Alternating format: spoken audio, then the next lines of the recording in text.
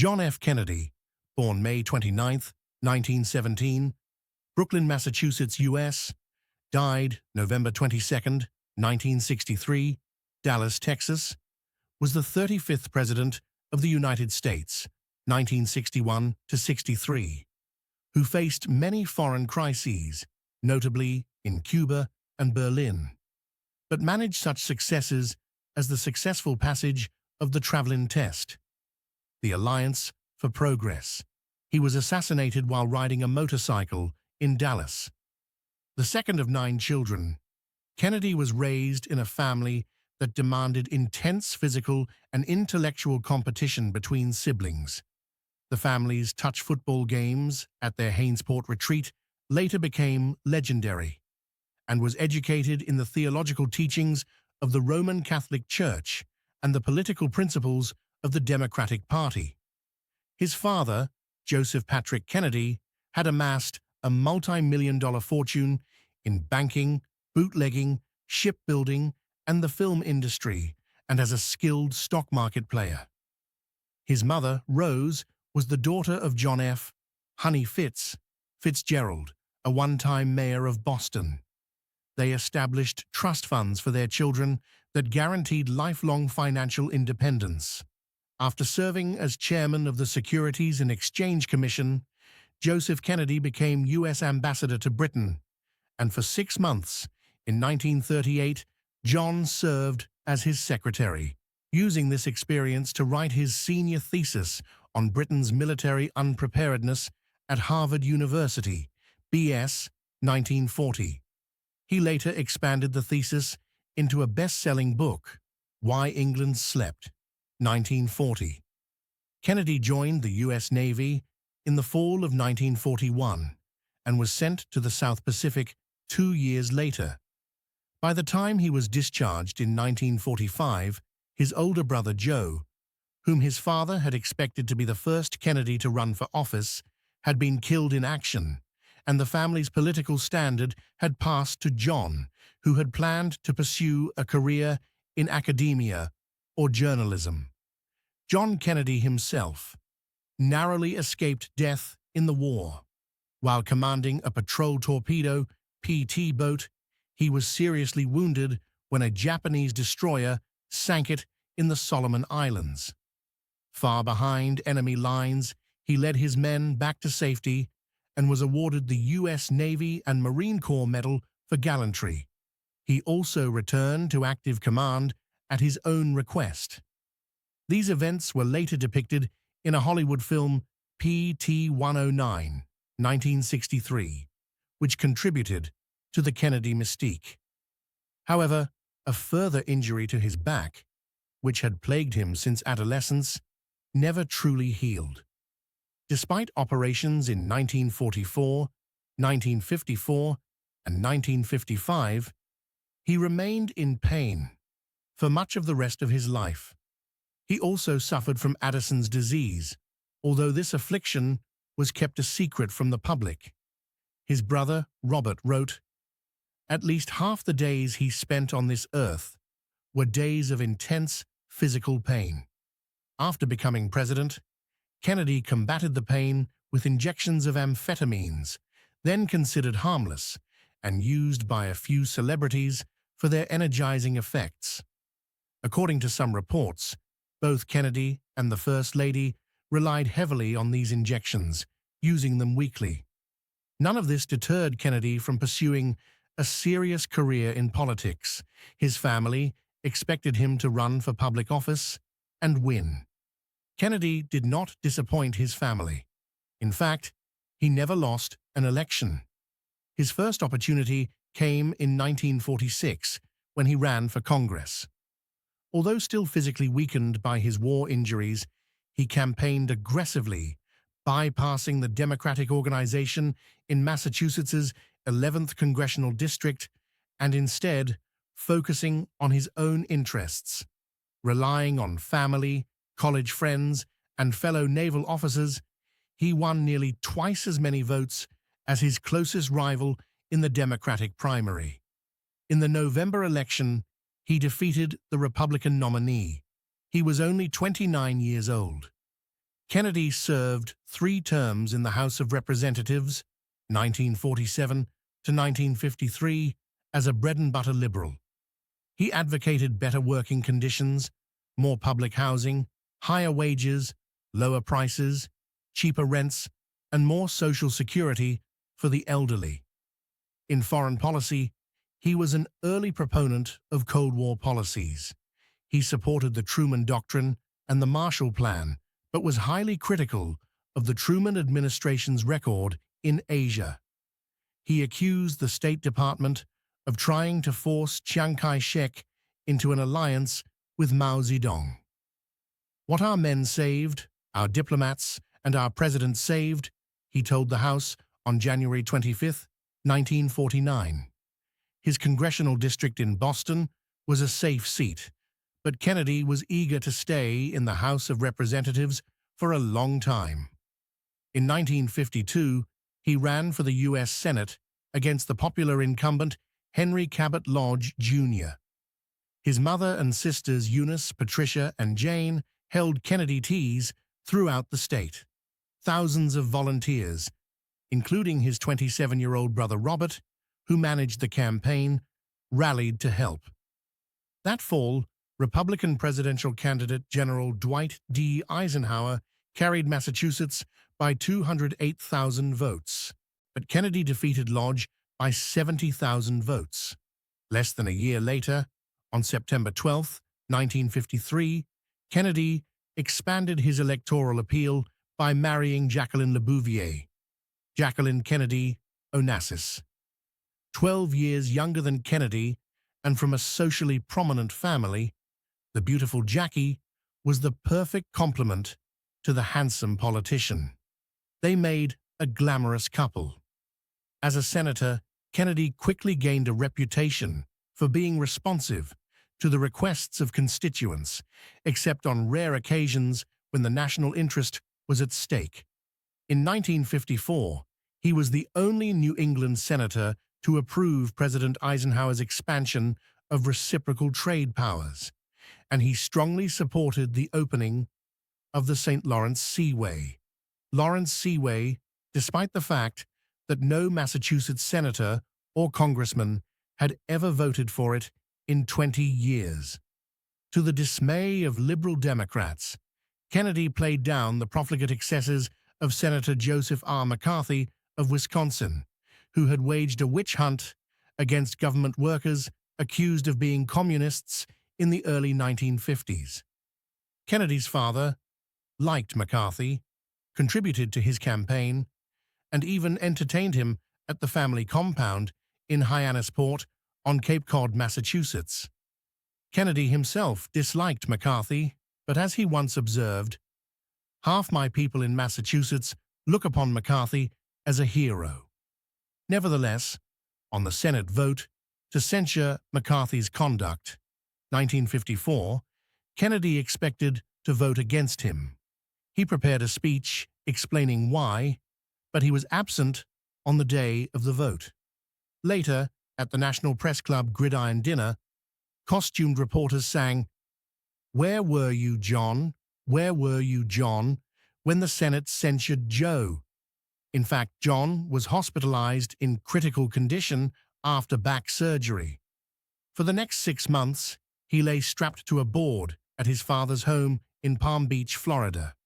During the same period, he worked on Profiles in Courage, 1956, an account of 8 great American political leaders who defied public opinion in matters of conscience, which was awarded the Pulitzer Prize in 1957. Although Kennedy was credited as the book's author, it was later revealed that his assistant, Theodore Sorensen, had done much of the research and analysis.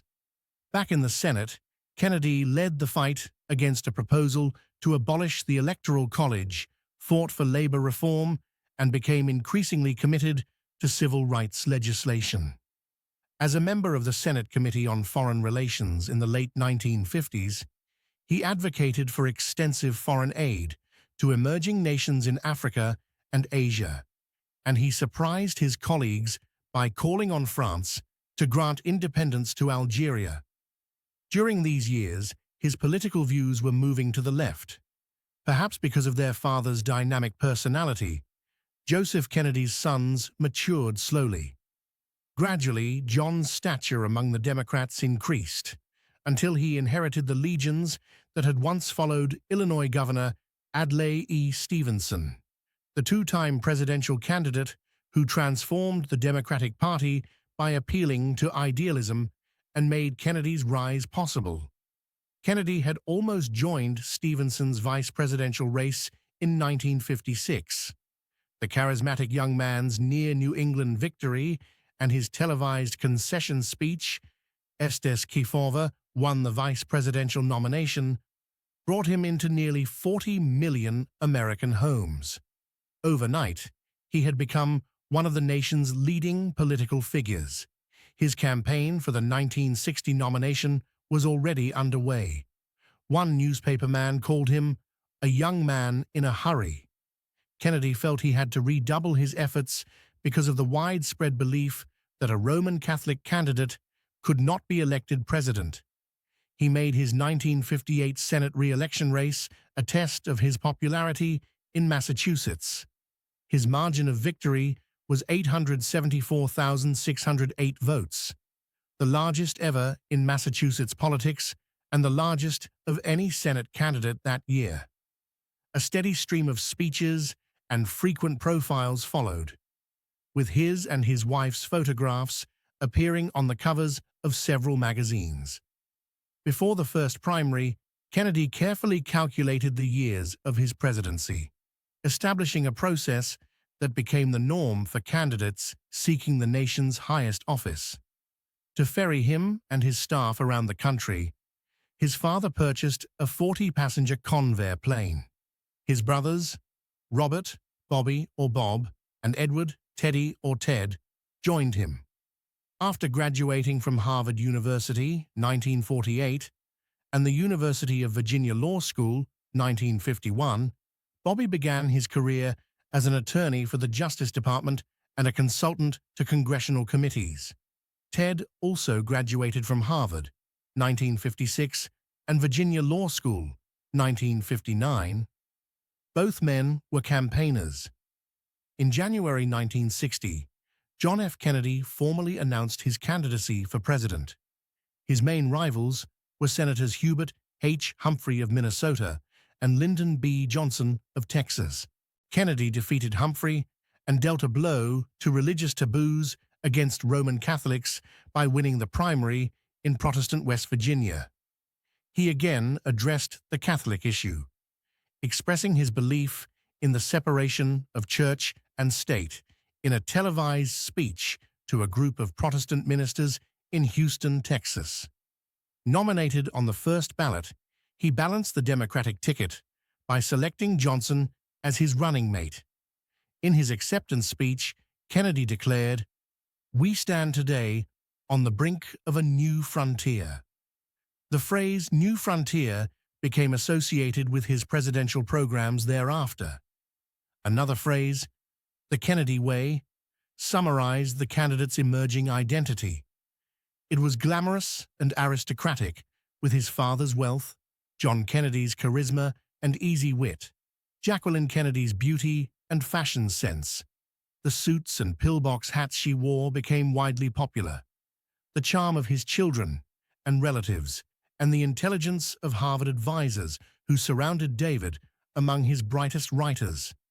Kennedy won the general election, defeating the Republican nominee, Vice President Richard M. Nixon, by a margin of less than 120,000 out of the nearly 70,000 votes cast.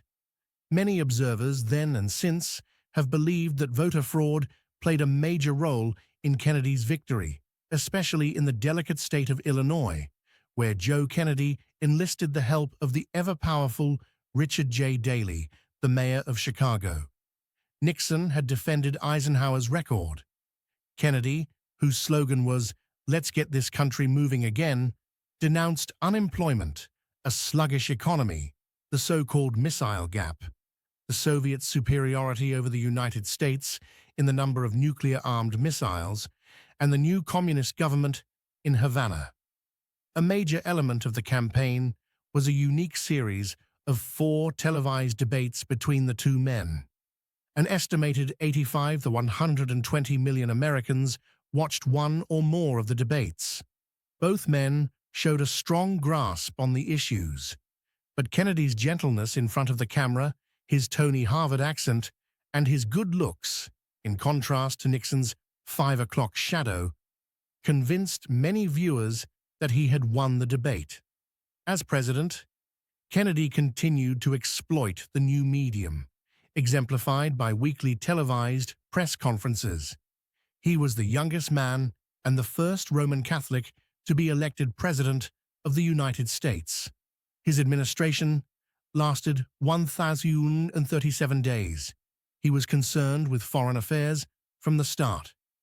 In his memorable inaugural address, he urged Americans to take up the burden of a long twilight struggle against the common enemies of man: tyranny, poverty, disease, and war itself. The administration's first brush with foreign affairs was a disaster. In the final year of Eisenhower's presidency, the Central Intelligence Agency, CIA, equipped and trained a brigade of anti-communist Cuban exiles for an invasion of their homeland.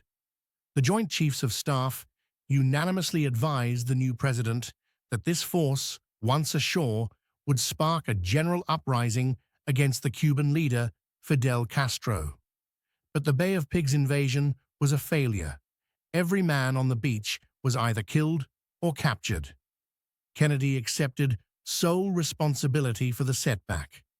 Privately, he told his father that he would never accept the Joint Chiefs' recommendation without first challenging it. Soviet Premier Nikita Khrushchev thought he had the young president's initiative when the two leaders met in Vienna in June 1961. Khrushchev ordered the construction of a wall between East and West Berlin and threatened to sign a separate peace treaty with East Germany. The president activated the National Guard and reserve units, and Khrushchev backed down from his separate peace threat. Kennedy then made a dramatic visit to West Berlin, where he told a cheering crowd, "Today, in the world of freedom, the proudest thing is I am Berliner." In October 1962, a collection of Soviet short- and medium-range nuclear missiles was discovered in Cuba. Kennedy demanded that the missiles be removed. He ordered a quarantine of Cuba. In effect, a blockade that would prevent Soviet ships from reaching the island. For 13 days, nuclear war seemed imminent. Then the Soviet premier announced that the offensive weapons would be withdrawn. See Cuban Missile Crisis. 10 months later, Kennedy scored his greatest foreign victory when Khrushchev and British Prime Minister Harold Macmillan joined him in signing a nuclear test ban treaty. Yet Kennedy's determination to combat the spread of communism led him to lead the U.S. in the Vietnam conflict. He expanded the involvement, sending not only supplies and financial aid, as President Eisenhower had, but also 15,000 military advisors. In the wake of his narrow victory in 1960, Kennedy approached Congress cautiously and with good reason. Congress was largely uninterested in his legislative program. It approved his Alliance for Progress, Alianza, in Latin America, and his Peace Corps, which won enthusiastic support from thousands of college students. But two of his most beloved projects, massive income tax cuts and a major civil rights initiative, were not approved until after his death.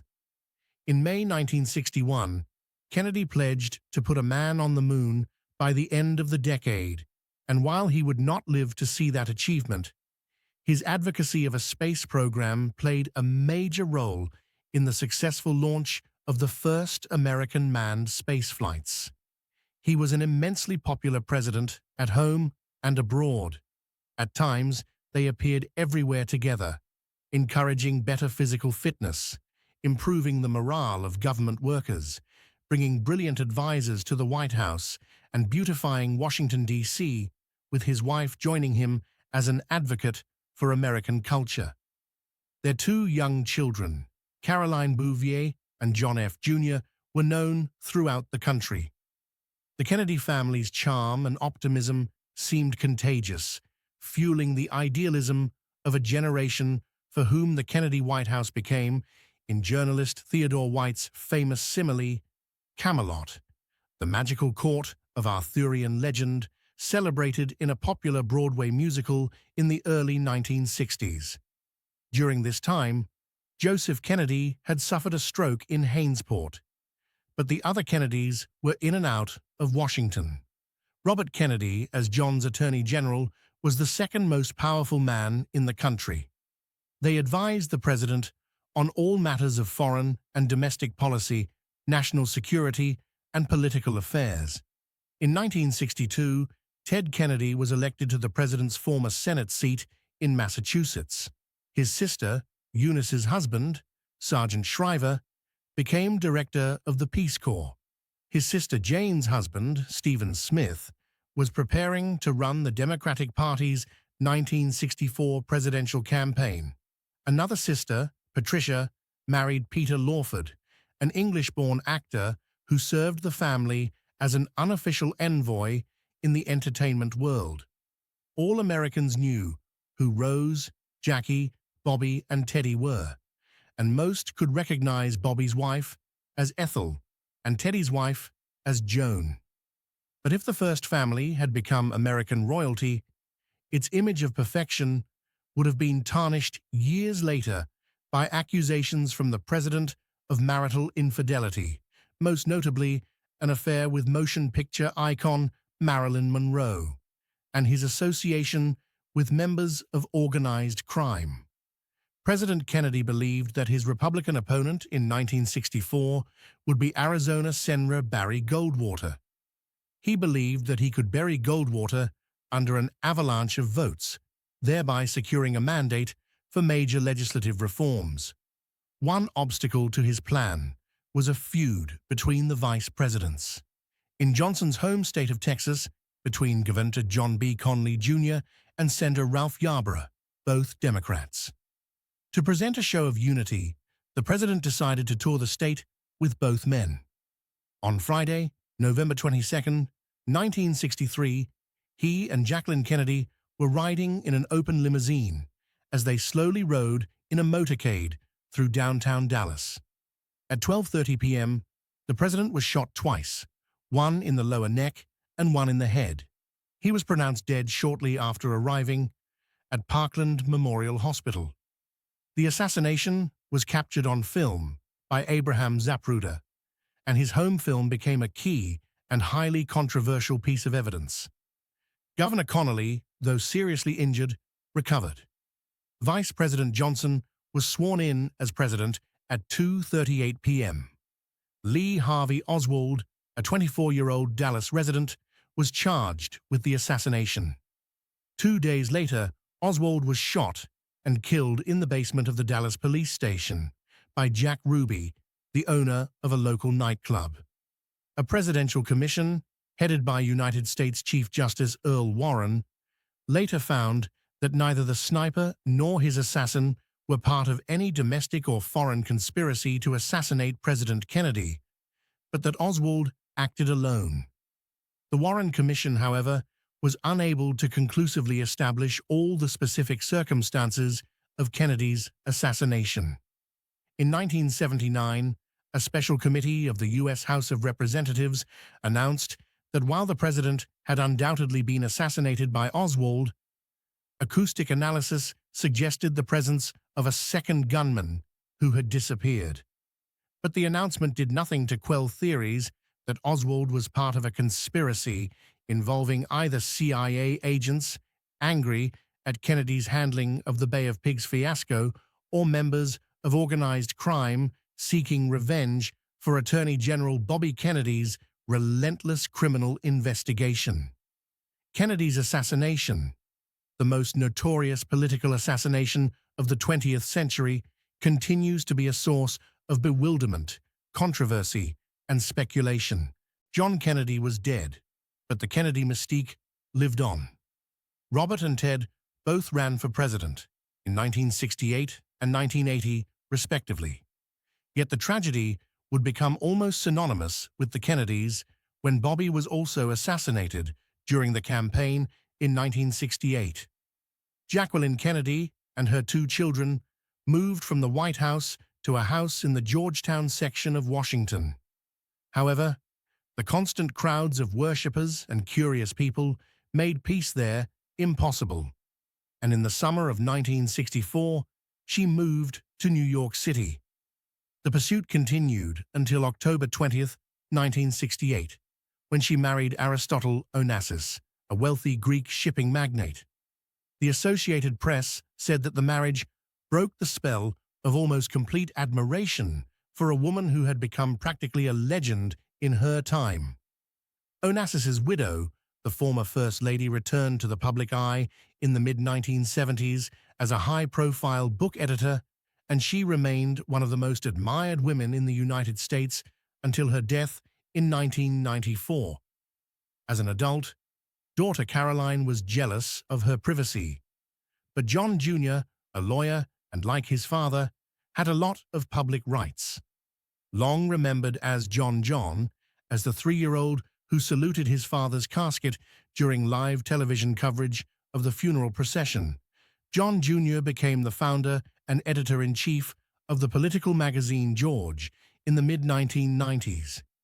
In 1999, when John Jr., his wife, and his sister-in-law died in the crash of the private plane he was piloting, the event was the focus of international media attention, further proving the immortality of the Kennedy mystery. It was another chapter in the curse of the family tragedy.